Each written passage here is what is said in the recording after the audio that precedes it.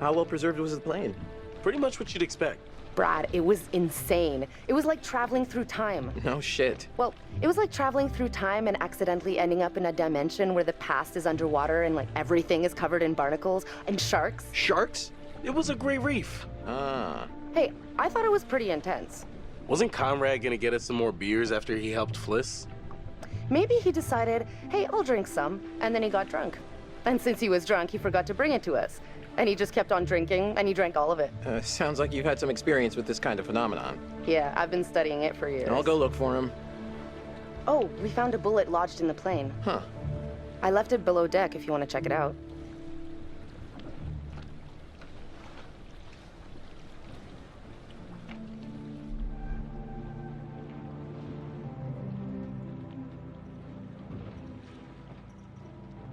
Alex, you're like an open book with a 50-point font.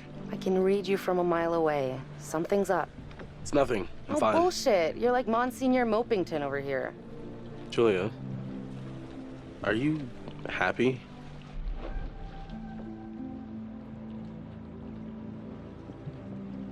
Well, yeah, of course. Why would you ask me that? I guess I'm just kind of anxious about, like, our future. You know? What's next?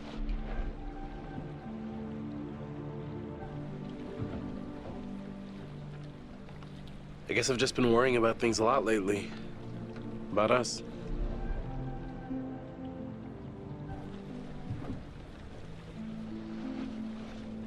Okay.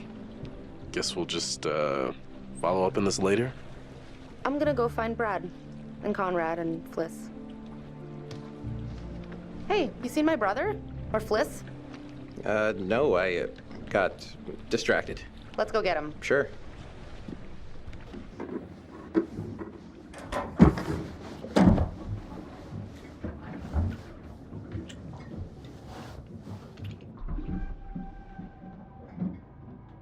Jesus Christ, Conrad! So sorry to interrupt your 7 seconds in heaven. Oh, yeah, the beers. I was just getting them now.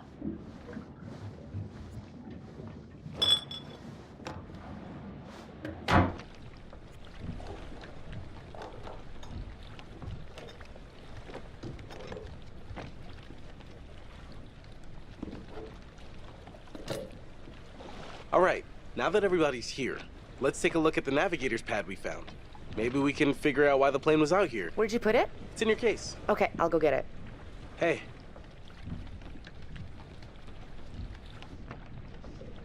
You all right? You seem kind of preoccupied. Nah, I'm good. Sorry. Didn't realize I was spacing out.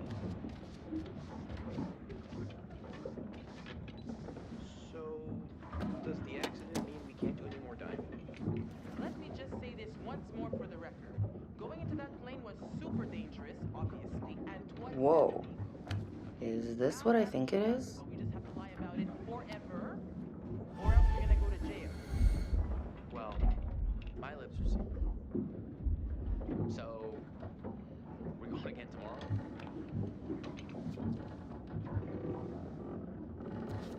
Yeah. Seemed a little too... Right here.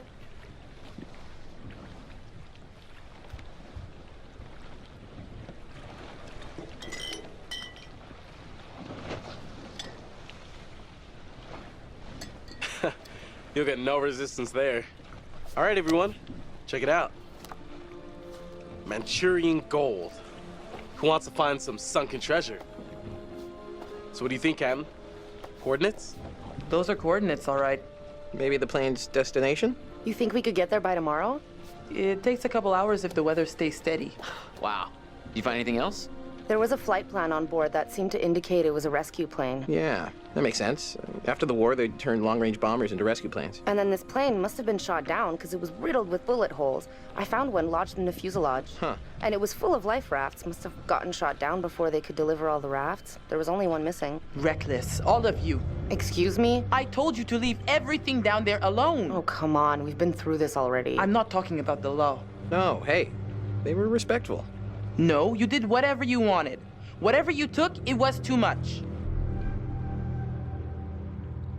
Oh, come on. No one knows we've even been down there, and I don't think ghosts can talk. You Americans are all the same, huh? No respect for anyone else's traditions. You should have never gone down to that plane in the first place. It's bad luck. You think you can scavenge down there and it makes no difference, but every single thing you bring back has an essence. It's like a ghost you invite to the surface. Here we go. Huh.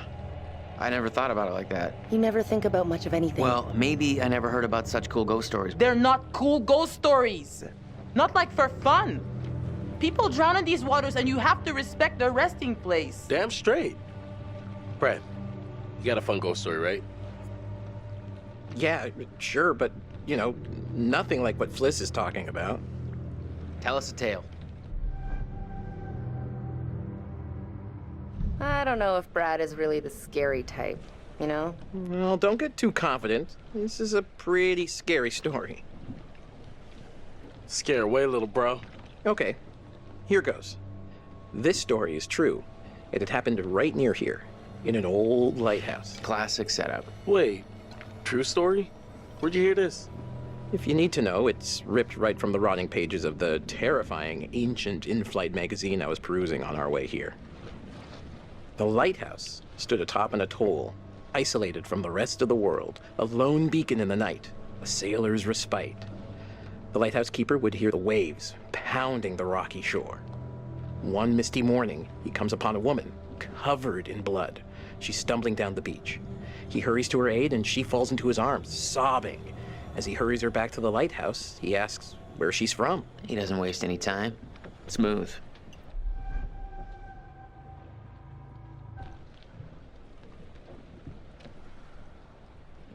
The woman answers, I live here, in the lighthouse. My parents are upstairs right now. Twist. Of course, the lighthouse keeper says, that isn't so. Of course, he's lived there alone for years. And the woman becomes hysterical and insists her parents are upstairs. So, they go to the top of the lighthouse, and there, splayed out on the floor, is a man and a woman brutally murdered with an axe. Always an axe. I mean, do people even use axes anymore? I'm just reporting the facts, cliches and all. Chopped up into little tiny giblets with an axe. You know, sometimes you have to embellish the facts a little to get at the deeper truth. It's okay. Okay, so who did it? The woman says, it was my husband. And she turns to the closet, says, he's in there. Ah, yes, the husband. And that's why I've always been a little weary of marriage. So the lighthouse keeper creeps over to the closet, opens the door, and sure enough, there's a man inside. But he's cut his own throat. Horrified, he looks closer to see the dead man's face in the dark. Closer, closer. And he sees it's his own face. And then its eyes bulge out and screams. So gross. Horrible. Hey-oh, super twist. Nice. Nice one, Squire. You have me going. Pretty cool. I think you told it better last time. But good effort. Okay, you've all had your fun. We should all turn in. There's some weather heading our way. No, because according to standard vessel regulation, we're all required one more beer before hitting the hay. What regulations are these? It's standard issue regulatory institutional protocol subdivision 1099. Uh-huh. Where'd you read that? The internet. Oh, so you found a website that tells you to drink beer under every circumstance. I'm just following orders, ma'am. I'm into this website. 10-4, good buddy. And I'm out.